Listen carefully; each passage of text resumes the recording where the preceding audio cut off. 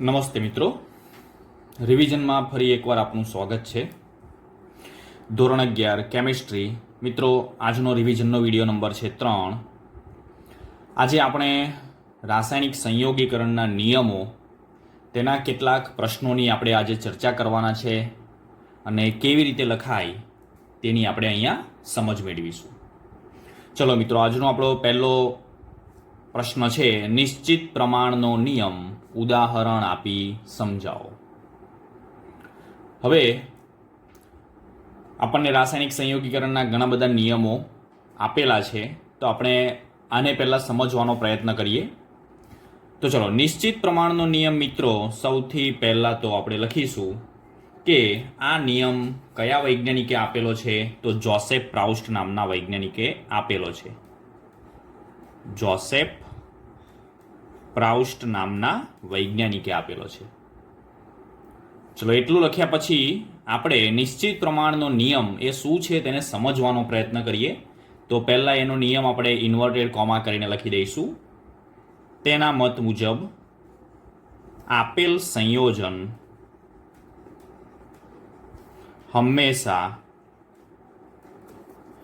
વજનથી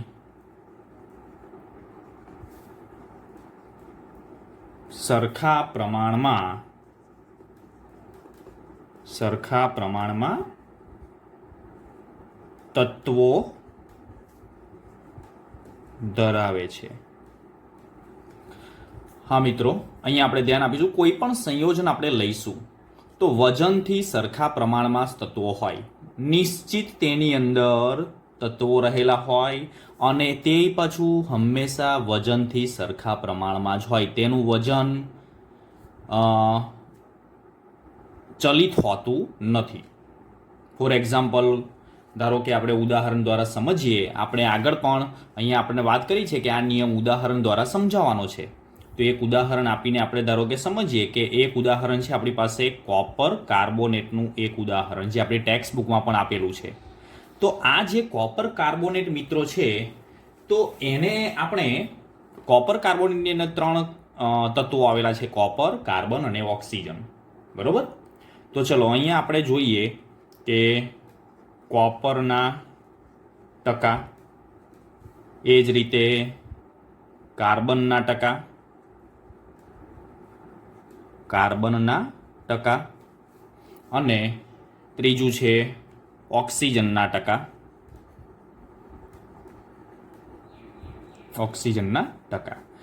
હવે અહીંયા આપણે ખાસ ધ્યાન રાખીશું કે કોપર કાર્બોનેટનો જે નમૂનો છે તે જોસેફ પ્રાઉસ્ટે 2 પ્રકારનો લીધો. એક તો કુદરતી રીતે મળી આવ્યો તે નમૂનો, અને બીજો એને સાંશ્લેષિત કરેલો નમૂનો લીધો, સાંશ્લેષિત એને બનાવેલો. તો એને બંનેમાં ચેક કર્યું કે કુદરતી રીતે કોપરના જે ટકા છે, કુદરતી રીતે જે કોપર કાર્બોનેટ છે એની અંદર રહેલા કોપરના ટકા કેટલા? તો એમાં 51.35% એને જોવા મળ્યું. એ જ રીતે સાંશ્લેષિત જે નમૂનો હતો એમાં કોપરના ટકા કેટલા? તો એમાં પણ એટલા જ ટકા કોપરના જોવા મળ્યા. ચલો, એ જ રીતે કુદરતી રીતે જે નમૂનો હતો એમાં કાર્બનના ટકા શોધ્યા, તો એમાં 38.91% માલુમ પડ્યું. અને સાંશ્લેષિત નમૂનાની અંદર પણ 38.91% એટલું તેનું પ્રમાણ માલુમ પડ્યું. અને ઓક્સિજનના ટકા બંને નમૂનાની અંદર 7.74% એવું નક્કી થયું. તો મિત્રો, આના પરથી કહી શકાય, એને આ એક પ્રયોગ કર્યો કે કોઈ પણ સંયોજન હોય એ ચાહે કુદરતી રીતે તમે લાવો કે પછી સાંશ્લેષિત રીતે બનાવેલું હોય કે પછી અર્ધ સાંશ્લેષિત રીતે બનાવેલું હોય, પણ તેમાં રહેલા જે તત્વો જે હોય છે એ તત્વોનું પ્રમાણ નિશ્ચિત હોય. એવું ના હોય કે ચલો કુદરતી રીતે જે નમૂનો લીધેલો છે એમાં પ્રમાણ વધારે હોય, સાંશ્લેષિત હોય એમાં પ્રમાણ ઓછું હોય, એવું બનતું નથી. આને આપણે કહીશું નિશ્ચિત પ્રમાણનો નિયમ. તો મિત્રો, આ રીતે આપણે એની સમજણ એક ઉદાહરણ દ્વારા આપવાની રહેશે. ચલો, હવે બીજો પ્રશ્ન જોઈએ. તો આ પ્રમાણે બીજો પ્રશ્ન છે, ગુણક પ્રમાણના નિયમની વ્યાખ્યા આપો, એટલે કે તેનો નિયમ લખવાનો છે અને તેને ઉદાહરણ સહિત સમજાવો અને આ નિયમ પરમાણુના અસ્તિત્વને કેવી રીતે નિર્દેશિત કરે છે. તો ચલો, આવો જ્યારે પ્રશ્ન પૂછાય ત્યારે પહેલાં પહેલું આપણે આગળ જે રીતે નિયમમાં વાત કરી તે જ રીતે આપણે અહીંયા પણ આ નિયમ જે વૈજ્ઞાનિકે આપેલો હોય તે પહેલાં લખી દઈશું. 1803ની અંદર જ્હોન ડાલ્ટન નામના વૈજ્ઞાનિકે આ નિયમ આપેલો હતો. ચલો, બીજું આપણે લખીશું, તો જ્યારે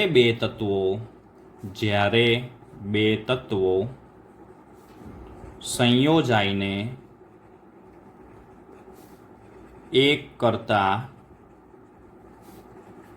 વધારે સંયોજનો બનાવે છે ત્યારે એક તત્વના દળ એ બીજા તત્વના સંયોજાતા નિશ્ચિત દળ સાથે જોડાય છે ત્યારે તે તત્વના દળને નાની સાદી પૂર્ણાંક સંખ્યાના ગુણોત્તરમાં દર્શાવી શકાય છે. મિત્રો, ખાસ આપણે ધ્યાન રાખીશું, નિયમની લેન્થ થોડી વધારે છે પણ સમજવામાં બહુ સહેલો છે. મિત્રો, તમે અહીંયા જોઈ શકો છો, જ્યારે બે તત્વો સંયોજાઈને એક કરતાં વધારે સંયોજનો બનાવે, એવા બે તત્વો લેવાના કે જેમાં એક કરતાં વધારે સંયોજનો બનતા હોય, ત્યારે એક તત્વના દળ બીજા તત્વના સંયોજાતા નિશ્ચિત દળ સાથે જોડાય છે ત્યારે તે તત્વના દળને નાની સાદી પૂર્ણાંક સંખ્યાના ગુણોત્તરમાં દર્શાવી શકાય છે. મિત્રો, આ તમને જ્યારે ઉદાહરણ જોશો ને ત્યારે તમને ખ્યાલ આવશે કે આ નિયમ શું કહેવા માંગે છે. રેગ્યુલરમાં પણ આપણે આ નિયમની ચર્ચા કરી હતી. ચલો, એ જ રીતે આજે આપણે જોઈએ કે ધારો કે અહીંયા એક ઉદાહરણ આપણે લઈએ.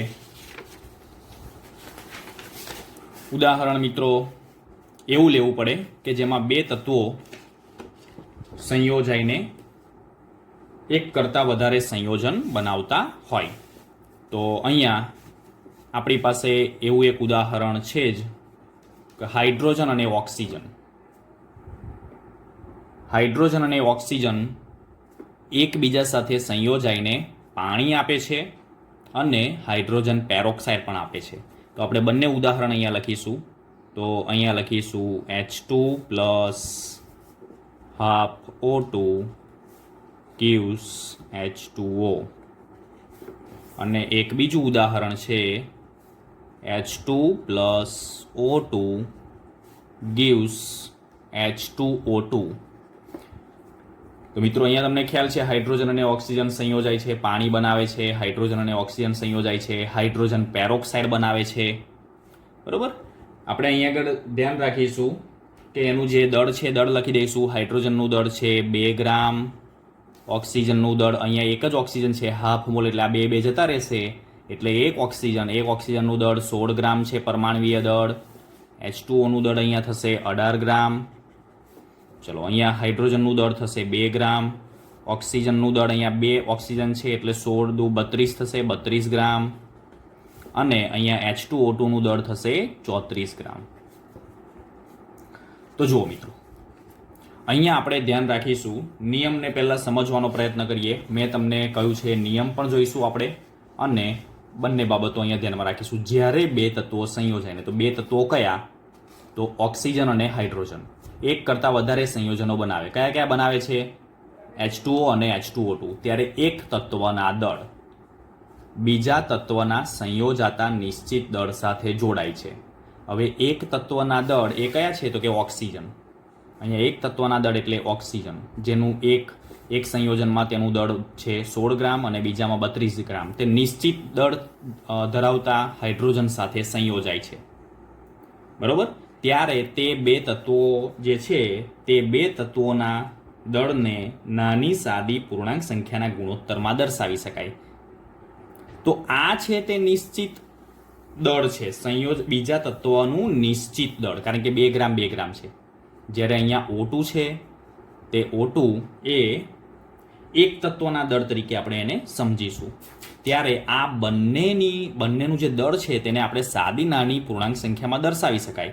દાખલા તરીકે 16 ગ્રામ છે એકનું દળ અને બીજામાં છે તેનું 32 ગ્રામ. તો આને સાદી નાની પૂર્ણાંક સંખ્યામાં આપણે લઈએ તો 1/2 થાય. તો આ રીતે આપણે સાદી નાની પૂર્ણાંક સંખ્યાની અંદર દર્શાવી શકીએ છીએ.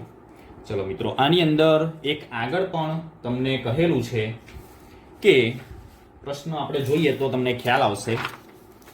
શું છે? તો આ નિયમ પરમાણુના અસ્તિત્વને કેવી રીતે નિર્દેશિત કરે છે? તો અહીંયા આપણે લખીશું કે રાસાયણિક પ્રક્રિયામાં ઘટકો એકબીજા સાથે નિયત પ્રમાણમાં જોડાય છે, એટલે કે નિશ્ચિત પ્રમાણમાં જોડાય છે, અને આ ઘટકો પરમાણુ સ્વરૂપે પણ હોઈ શકે છે. એટલે અહીંયા આપણે લખવું હોય તો લખી શકીએ તો રાસાયણિક પ્રક્રિયામાં ઘટકો એકબીજા સાથે જોડાઈને નિયત પ્રમાણમાં જોડાય છે. નિયત પ્રમાણમાં જોડાય છે અને તે પરમાણુ સ્વરૂપે પણ હોઈ શકે. આથી ગુણક પ્રમાણના નિયમને આધારે કહી શકાય કે પરમાણુઓના અસ્તિત્વને લીધે તેઓ એકબીજા સાથે જોડાઈને અણુ બનાવે છે. પરમાણુઓના અસ્તિત્વને લીધે જ તે એકબીજા સાથે જોડાઈને અણુ બનાવશે. મિત્રો, આટલું આમાં લખવું પડે. ચલો હવે આપણે આગળનો પ્રશ્ન જોઈએ.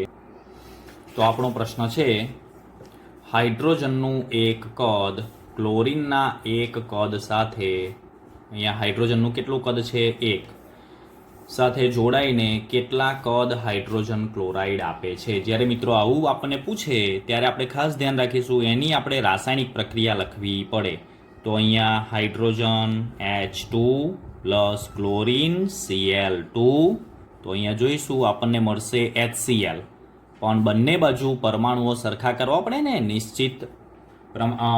આપણને ખબર છે કયો નિયમ આવશે? તો દ્રવ્યના સંચયનો નિયમ, દળ સંચયનો નિયમ. તો બંને બાજુ પરમાણુઓની સંખ્યા સરખી કરવી પડે. તો અહીંયા 2 હાઇડ્રોજન અને 2 ક્લોરીન છે, અહીંયા આગળ 2 મૂકી દઈશ તો 2HCl થઈ જશે. તો અહીંયા મિત્રો તમે જોઈ શકો છો કે H2Cl2 gives 2HCl. હવે તમને એમ થતું હશે કે સાહેબ તમે અહીંયા H2 અને Cl2 જ કેમ મૂક્યા? તો મિત્રો અહીંયા હાઇડ્રોજન છે તે સિંગલ હાઇડ્રોજન પરમાણુ સ્વરૂપે હોતો નથી. એ જ રીતે ક્લોરીન પણ દ્વિપરમાણવીય સ્વરૂપે તેનું અસ્તિત્વ હોય છે, સિંગલ ક્લોરીન સ્વરૂપે હોતું નથી. માટે મેં અહીંયા H2 અને Cl2 મૂકેલા છે. ચલો અહીંયા એનું કદ કેટલું છે? 1 કદ. કદ એટલે એનું કદ લીટરમાં કે મિલીલીટરમાં ગમે તેમાં હોઈ શકે. અહીંયા કશું નથી એટલે આપણને અહીંયા રકમમાં કદ આપેલું છે તો આપણે પણ અહીંયા કદ લઈશું. અહીંયા પણ તેનું 1 કદ છે, તો અહીંયા કેટલું એનું કદ થયું? 2 કદ છે. આગળ જે સંખ્યા આપેલી હોય તેનું કદ સમજી લેવાનું. તો ચલો, હાઇડ્રોજનનું 1 કદ, ક્લોરીનનું 1 કદ, તો હાઇડ્રોજન ક્લોરાઇડના કેટલા કદ મળે? ચલો તમને જવાબ ખબર પડી ગઈ હશે. કેટલા કદ? 2 કદ. ઓકે, તો આ આપણો જવાબ થયો. ચલો એ જ રીતે બીજો એક આપણે એક્ઝામ્પલ જોઈએ કે નાઇટ્રોજનનું 1 કદ એ હાઇડ્રોજનના 3 કદ સાથે જોડાઈને કેટલા કદ એમોનિયા મળે? તો મિત્રો આમાં પણ તમારે શું કરવું પડે? પ્રક્રિયા લખવી પડે. N2 plus H2 gives NH3. Nitrogen અને હાઇડ્રોજન સંયોજાય ત્યારે શું મળે છે? એમોનિયા મળે છે. અને આ પ્રક્રિયા હેબર વિધિ છે. એનું નામ લખી દઈશું. આ પ્રક્રિયાનું નામ છે હેબર વિધિ.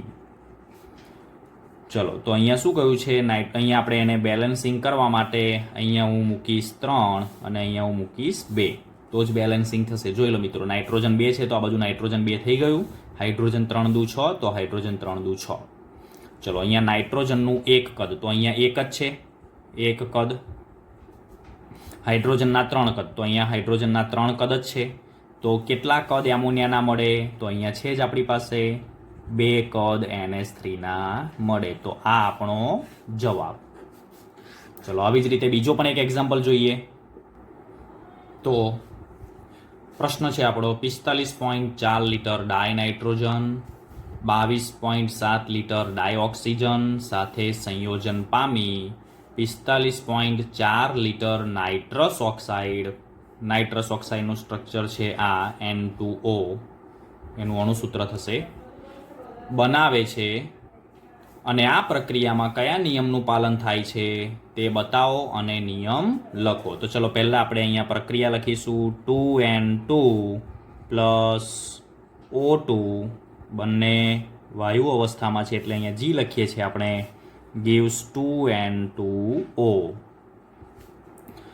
ચલો અહીંયા નાઇટ્રસ ઓક્સાઇડ છે મિત્રો. અહીંયા આપણને ખ્યાલ આવશે કે એના કદ અહીંયા લીટરમાં આપેલા છે, બરોબર.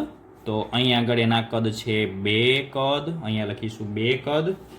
અહીંયા એના કદ છે 1 કદ, અહીંયા એના કદ છે 2 કદ, બરોબર. ચલો એ પ્રમાણે અહીંયા એનું કદ આપેલું છે, ઓક્સિજનનું કદ આપેલું છે 22.7 લીટર. તો એ જ પ્રમાણે આ એક કદ છે તો એના કરતાં ડબલ છે, તો 22.7ના ડબલ કેટલા થશે? 45.4 લીટર. તો એ પ્રમાણે છે જ અહીંયા. ઓકે, ચલો એ જ રીતે અહીંયા 2 કદ છે તો એનું પણ 45.4 લીટર એનું કદ છે. હવે મિત્રો આપણે અહીંયા ધ્યાન રાખીશું કે આ જે કદ છે એ કદને આ જે પ્રક્રિયકો અને નિપજોના એકબીજાના સાદા ગુણોત્તરમાં દર્શાવી શકાય છે, જે આપણે અહીંયા લીટરના સંદર્ભમાં સમજીએ તો સૌથી નાનામાં નાનું જે કદ હોય એના વડે દરેકને આપણે ભાગી નાખીશું.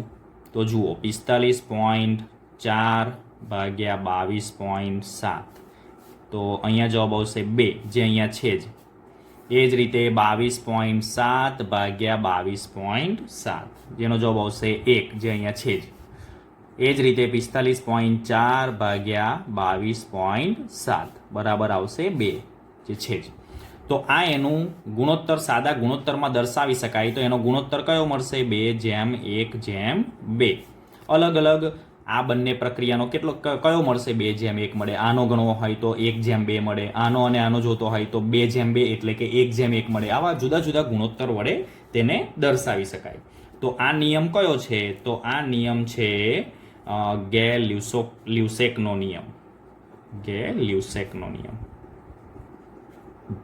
હા, હવે તેના નિયમને આપણે લખવો હોય તો લખી શકાય મિત્રો કે આપેલ તાપમાને અને દબાણે, આપેલ એટલે અહીંયા સમાન તાપમાન ગણવાનું છે, સમાન તાપમાને અને દબાણે જ્યારે 2 કે વધારે વાયુઓ સંયોજાય છે ત્યારે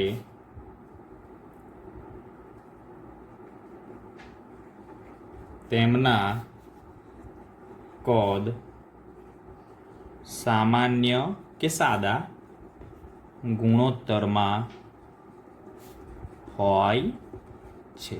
મિત્રો આ રીતે આપણે એનો નિયમ પણ છેલ્લે લખવાનો રહેશે. તો આ રીતે એક એક્ઝામ્પલ સ્વરૂપે પ્રશ્ન પૂછેલો છે અને એમાં નિયમનો પણ સમાવેશ કરેલો છે. તો આવો પ્રશ્ન આપણે આ રીતે સમજૂતી આપીને અને છેલ્લે એનો નિયમ આપણે લખવો પડશે. મિત્રો હવે આપણે એક બીજી બાબત નોંધ કરી રાખીશું. સૌથી અગત્યની બાબત છે જે આપણને એક્ઝામ્પલમાં ઘણી બધી કામમાં લાગશે. મેં આગળ પણ તમને કહ્યું હતું. તો ખાસ આપણે ધ્યાન રાખીશું કે એસટીપીએ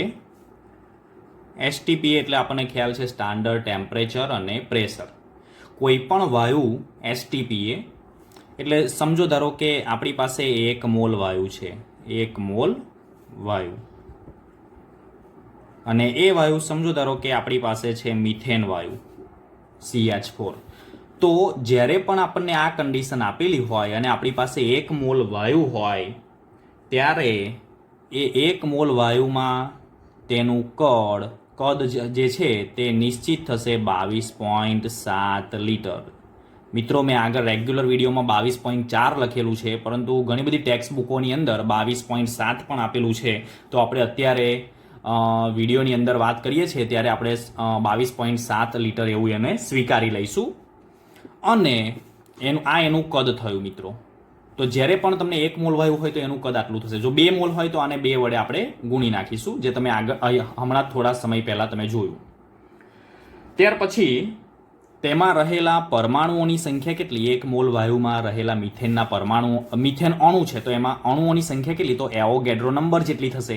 તો એવોગેડ્રો નંબર છે 6.022 ગુણ્યા 1023 CH4 ના અણુ એવું કહી શકાય મિત્રો. ખ્યાલ આવી ગયો તમને?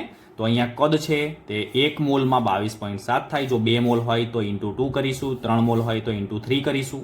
એ જ રીતે 2 મોલ વાયુ હોય તો એમાં અણુની સંખ્યા કેટલી થશે? તો ગુણ્યા 2 કરી દઈશું આપણે આને. એવોગેડ્રો નંબરની ગુણ્યા 2 કરી દઈશું. 3 મોલ હોય તો 3 કરીશું. તો આ રીતે આપણે આને સમજવાનો પ્રયત્ન, અને તેમાં એનું જે દળ છે તે દળ કેટલું હોય? તો એ મોલર દળ જેટલું હોય, જેનું આણ્વીય દળ આપણે કહીશું, બીજું નામ છે. તો એનું મોલર દળ કેટલું? 1 મોલ વાયુનું મોલર દળ, અહીંયા CH4 છે તો એનું મોલર દળ 12 ને 4 16 થશે, તો 16 ગ્રામ આવશે. જો 2 મોલ વાયુ હોય તો ગુણ્યા 2 કરીશું, 3 મોલ વાયુ હોય તો ગુણ્યા 3 કરીશું. તો મિત્રો, આ જે બાબત જે છે તે આપણે ખાસ ધ્યાનમાં રાખીશું, કારણ કે હવે પછીના વિડીયોમાં જે એક્ઝામ્પલ આવશે એ એક્ઝામ્પલમાં આ ઉપયોગી થવાનું છે. Thank you.